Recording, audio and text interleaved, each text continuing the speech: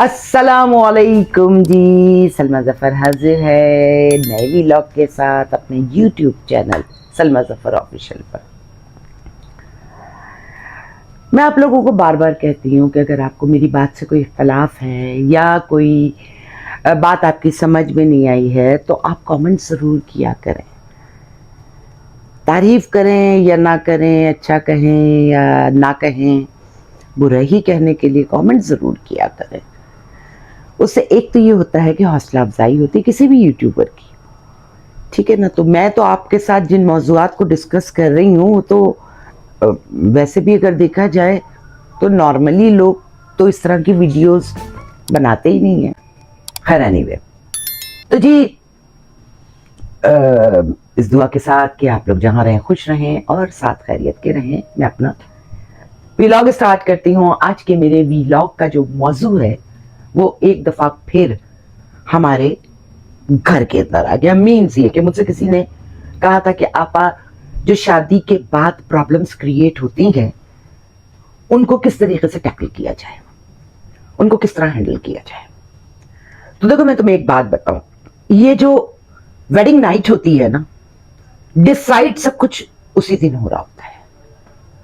वो जो आने वाली नई लड़की होती है ना, उसको समझाना पड़ता है, क्योंकि अगर कोई राब्ता रहा भी है शादी से पहले तो वो आपस का एक राब्ता है। उसमें जो बातें होती हैं वो ज्यादातर रोमांटिक होती हैं।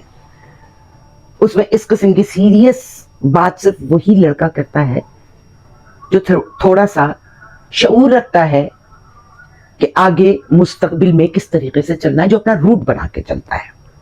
वो एक मिसाल सुनी होगी ना कि जी पहली रात बिल्ली मार लो, तो बिल्ली नई आने वाली को नहीं मारने दो। बिल्ली को मारने का हक जो है ना वो लड़के का है, क्योंकि मर्द बादशाह होता है ना। तो तुम समझाओगे,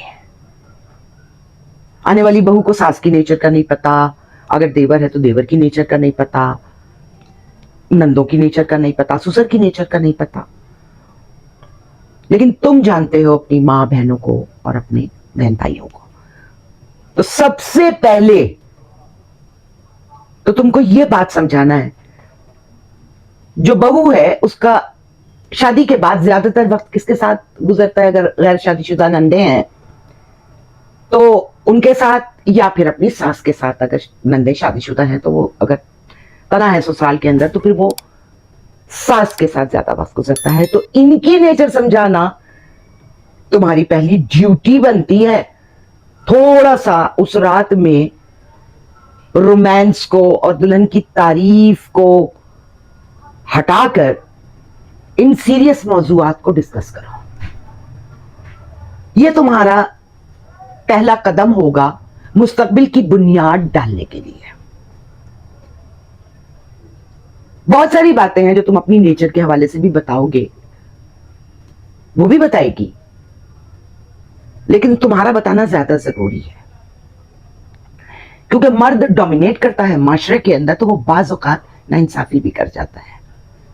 वो सिर्फ अपनी जात को डिस्कस कर रहा होता है, औरत क्या चाह रही है या उसको क्या चाहिए है इस बात की तरफ ध्यान नहीं देता। यह भी गलती है। आप इन चीजों को इक्वालिटी की बुनियाद के ऊपर डील करें, नाइंसाफी किसी के साथ होने नहीं दें।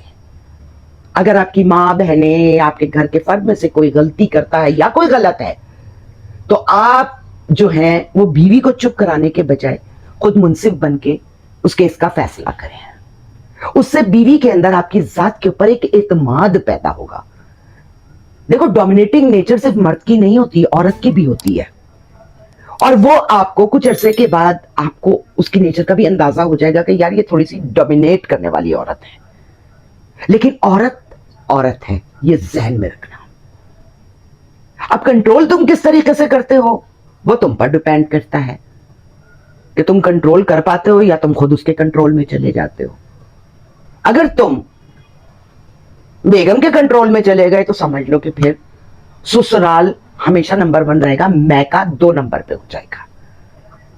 फिर शायद अगर वो थोड़ी सी अच्छी नेचर की है, मिल मिला के रहने वाली है, जब तो ठीक है, लेकिन फी जमाना मुझे माफ करो, आजकल अमूमन ऐसा है नहीं। औरत आती है ब्याह कर, कुछ अरसा रहती है और उसके बाद उसका जो एक प्रॉब्लम शुरू हो जाता है, वो वही डोमिनेशन का जो शुरू हो जाता है, और वो मर्द के ऊपर जोर देने लगती है कि जी घर अलग करो, घर अलग करो, घर अलग करो।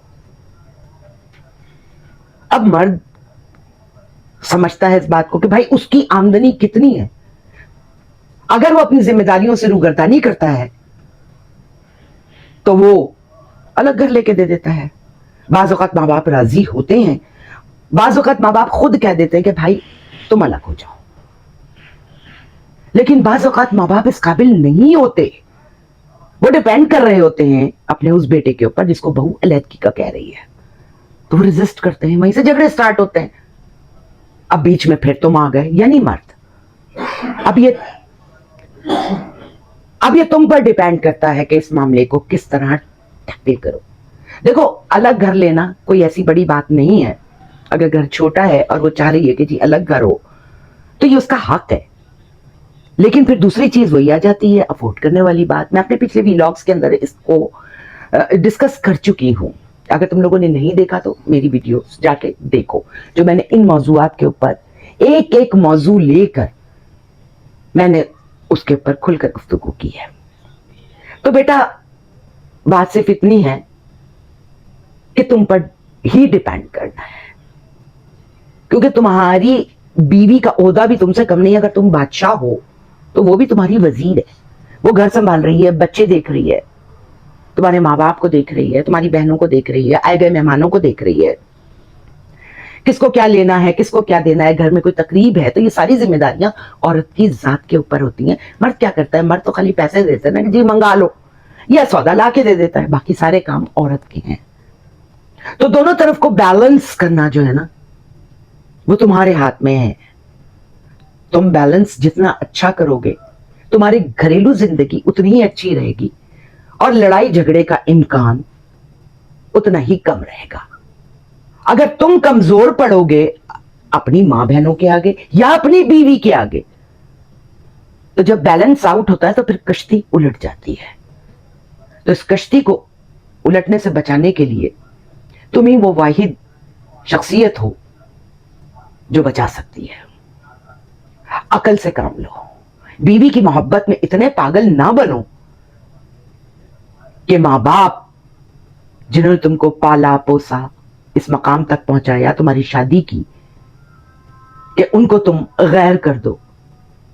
या फिर मां बाप और अपने घर वालों के हक में इतना बोलो और इतनी फेवर करो कि बीवी अपने आप को गैर महफूज समझने लगे। इन दोनों पार्टीज के दरमियान मामलात को बनाए रखना भी तुम्हारा काम है। मेरे ख्याल में तुम्हारी समझ में बात आ गई होगी जो तुमने मुझे मौजू बताया है। उस हवाले से अगर अच्छा लगा हो तो कमेंट बॉक्स में मैसेज करके मुझे बताओ, शेयर करो। आइंदा व्लॉग के साथ फिर हाजिर होंगी। अब इजाजत दो। अल्लाह।